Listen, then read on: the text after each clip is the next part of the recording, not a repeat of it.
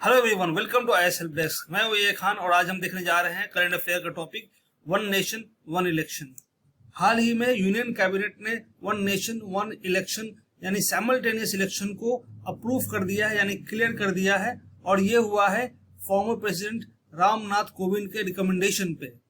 Former president Ramnath Kovind ने ये recommend किया है कि under one nation one election Lok Sabha और असेंबली के जो इलेक्शन है उनको सिंक्रोनाइज किया जाए, और साथ में इन सिंक्रोनाइज करने के बाद विद इन 100 डेज 100 दिन के अंदर में जो लोकल बॉडीज हैं जैसे पंचायत राज और जो अर्बन लोकल बॉडीज हैं उनके इलेक्शन को भी सिंक्रोनाइज कर दिया जाए लोकसभा और असेंबली के साथ, यानी 100 दिन के बाद इनको भी सिंक्रोनाइज करने का प्रोविजन उन्होंने दिया। अब हम देखते हैं कि वन नेशन वन इलेक्शन यानी वन ई का क्या मीनिंग है। वन नेशन वन इलेक्शन एक प्रपोजल है जो कहता है कि लोकसभा और स्टेट असेंबली के जो इलेक्शन है उनको सिंक्रोनाइज किया जाए।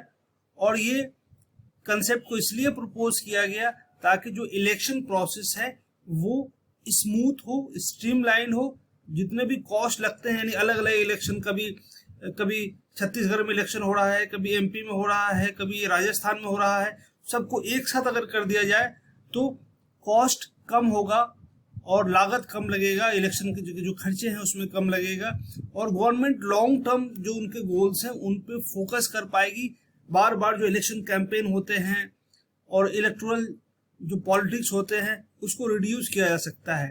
हालांकि वन नेशन वन इलेक्शन एक एडमिनिस्ट्रेटिव पॉइंट ऑफ व्यू से इफिशिएंट है, लेकिन इसके साथ बहुत सारे चैलेंजेस भी हैं, इसलिए इसका डिबेट है कि ये किस तरीके से फिजिबल होगा फेडरलिज्म में।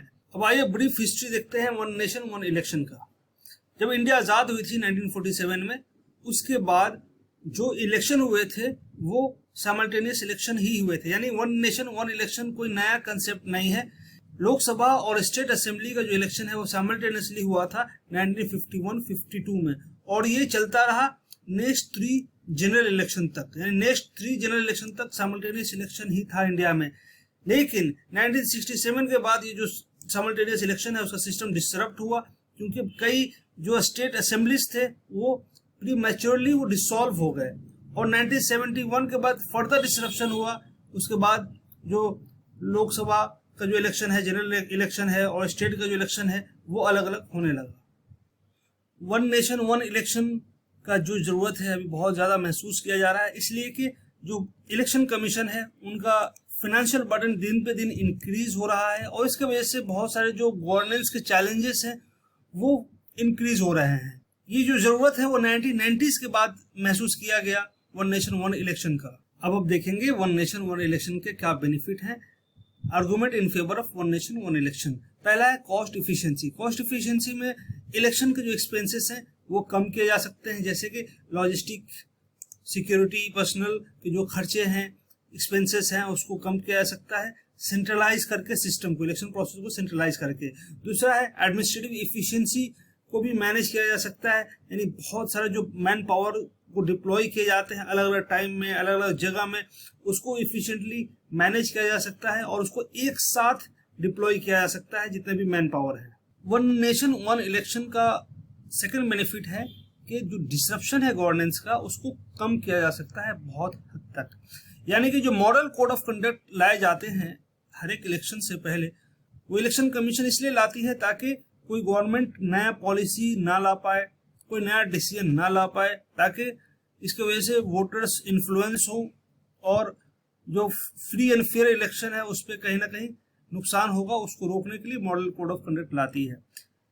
बार बार इलेक्शन होगा, स्टेट का अलग होगा, सेंटर का अलग होगा, तो इसकी वजह से क्या होगा, बार बार मॉडल कोड ऑफ कंडक्ट लगेंगे और गवर्नेंस डिसरप्ट होगा, यानी कि गवर्नमेंट कोई वेलफेयर रिलेटेड जो स्टेप्स हैं, इनिशिएटिव्स हैं, ज्यादा नहीं ले पाएंगी। तो वन नेशन वन इलेक्शन से ये प्रोसेस स्मूथ होगा।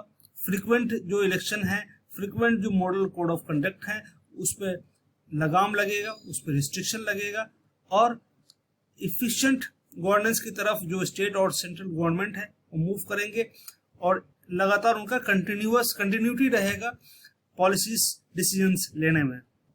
अब आइए कुछ और बेनिफिट देखते हैं, जिसमें से पहला है इम्प्रूव पॉलिसी मेकिंग।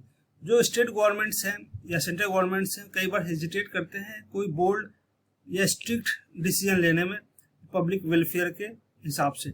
लेकिन जब इलेक्शन एक साथ होगी, साइमल्टेनियसली होगी, तो लॉन्ग टर्म का विजन होगा और वो डिसीजन आराम से ले पाएंगे।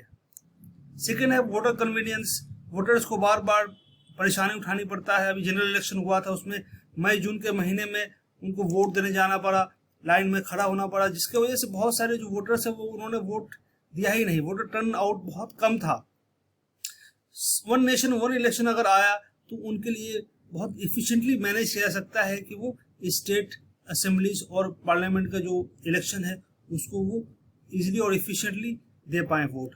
अगला है strengthen democracy. One nation one election अगर आएगा तो डेमोक्रेसी को स्ट्रांग बनाने में हेल्प मिलेगा, क्योंकि जब इलेक्शन होता है स्टेट का अलग होता है, सेंटर का अलग होता है, तो उनके मुद्दे अलग अलग होते हैं, उनके इश्यूज अलग अलग होते हैं। वो इशू ब्रॉड विजन को देखकर लोग वोट नहीं देते हैं। लेकिन अगर वन नेशन वन इलेक्शन आया तो वो लोकल इश्यूज को भी अपने ध्यान में रखेंगे और जो सेंट्रल जो नेशनल जो इश्यूज हैं उसको भी ध्यान में रखेंगे और ध्यान में रखते हुए वोट देंगे। इसके वजह से क्या होगा कि जो हमारा डेमोक्रेसी है वो और स्ट्रांग होगा। अब आइए चैलेंजेस देखते हैं कि वन नेशन वन इलेक्शन आया तो उसके क्या चैलेंजेस होंगे। सबसे पहला चैलेंज होगा कि कॉन्स्टिट्यूशनल और लीगल हर्डल आएंगे, जिसमें से जो लीगल हर्डल होंगे और कॉन्स्टिट्यूशनल हर्डल होंगे वो ये है कि जो आर्टिकल 83 सब सेक्शन 2 और आर्टिकल 172 सब सेक्शन 1 को अमेंड करना होगा, नंबर 1। नंबर 2, जो रिप्रेजेंटेशन ऑफ पीपल एक्ट 1951 है उसमें भी मॉडिफिकेशन करने होंगे। अभी फिलहाल यह है कि लोकसभा और जो स्टेट असेंबली के जो इलेक्शन है अंडर आर्टिकल जो 2 आर्टिकल है 83 sub section 2 article 172 sub section 1 के तहत इनका एक फिक्स टर्म है। लेकिन जब साइमल्टेनियस इलेक्शन आएगा तो किस तरीके से वो मॉडिफाई करेंगे, ये एक चैलेंज है, कॉन्स्टिट्यूशनल चैलेंज है ये। दूसरा सबसे बड़ा चैलेंज है अर्ली डिसोल्यूशन ऑफ असेंबली। एक बार वन नेशन वन इलेक्शन आ गया, ये पहले भी आया था 1952 में, आज़ादी के बाद लगातार 3 जनरल इलेक्शन तक चला था, लेकिन बाद में डिसरप्शन हो गए थे, जिसके वजह से जो असेंबली है वो पहले ही प्रीमेच्योरली भंग हो गए थे, डिसॉल्व हो गए थे, फिर वो कंटिन्यू नहीं हो पाया। क्या होगा कि अभी अगर हम ले आए और बीच में असेंबली भंग हो गया, डिसरप्ट हो गया, डिसॉल्व हो गया, तो उस केस में क्या प्रोविजन होंगे, किस तरीके से इसको डील करेंगे, एक चैलेंज है। इसके लिए नए मैकेनिज्म लाने की जरूरत है। चैलेंजेस और क्रिटिसिज्म में सबसे जो दूसरा इंपॉर्टेंट चैलेंज है वो है कि जो स्टेट का ऑटोनॉमी है वो कॉम्प्रोमाइज होगा। जो फेडरल जो स्ट्रक्चर है इंडिया का वो कहीं ना कहीं अंडरमाइन होगा। वो इसलिए होगा कि जो सेंटर के जो इश्यूज हैं वो नेशनल इंपॉर्टेंस के इशू होते हैं, जो स्टेट के जो इश्यूज होते हैं वो रीजनल लेवल के होते हैं। सेंटर में जैसे पाकिस्तान, चाइना एक ब्रॉडर एक इशू होता है, जो स्टेट के इशू होते हैं उनका अपना इशू होते हैं, जैसे वाटर का इशू, इलेक्ट्रिसिटी, रोड, फार्मर्स के इशू होते हैं। लेकिन जब साइमल्टेनियस इलेक्शन होगा तो स्टेट का ऑटोनॉमी यहाँ पे कॉम्प्रोमाइज इसलिए होगा क्योंकि जो वोटर्स हैं उनके माइंड में नेशनल इंपॉर्टेंस सबसे पहले रहेगा और बाकी जो रीजनल जो कंटेक्स्ट है वो बाद में रहेगा। इसके वजह से जो स्टेट हैं वो कहीं ना कहीं उनका जो इंटरेस्ट है वो कॉम्प्रोमाइज हो। अगला है डोमिनेंस ऑफ नेशनल पार्टीज। बहुत सारे नेशनल पार्टीज हैं, कांग्रेस है, बीजेपी है, लेकिन साथ में रीजनल पार्टीज भी हैं, जो डीएमके है, एआईडीएमके है, टीएमसी है और बाकी बहुत सारे रीजनल पार्टीज। साइमल्टेनियस इलेक्शन होगा तो जो नेशनल पार्टीज हैं, जो बड़ी पार्टियां हैं, उनको बेनिफिट मिलेगा और जो रीजनल पार्टीज हैं वो उनका जो इंटरेस्ट है वो कहीं ना कहीं कॉम्प्रोमाइज होगा और ये नुकसान पहुंचाएगा जो इंडिया का जो पॉलिटिकल डाइवर्सिटी है उसको नुकसान पहुंचाएगा।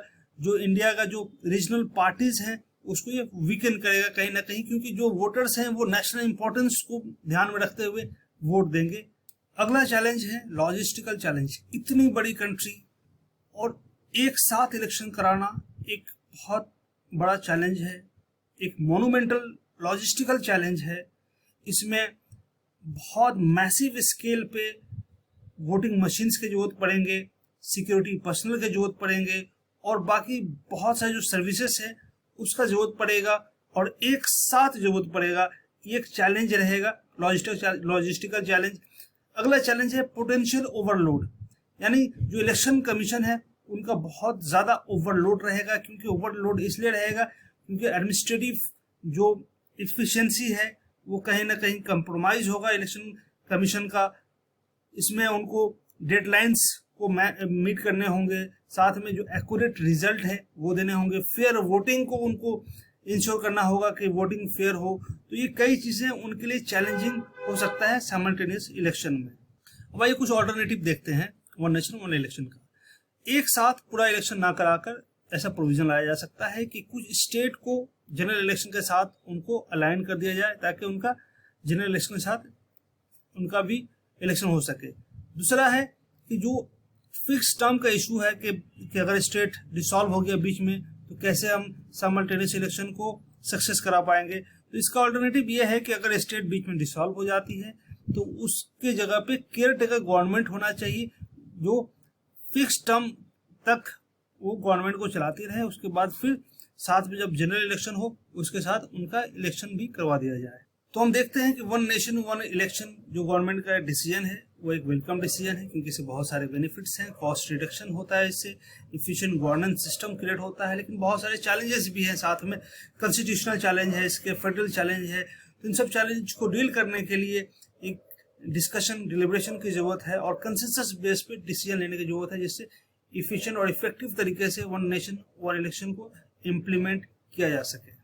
होप आपको हमारा ये वीडियो पसंद आया हो। यहाँ पे हम one nation one election current affair topic complete करते हैं। अगर आपको हमारा वीडियो पसंद आए तो please like share and subscribe our channel. Thank you.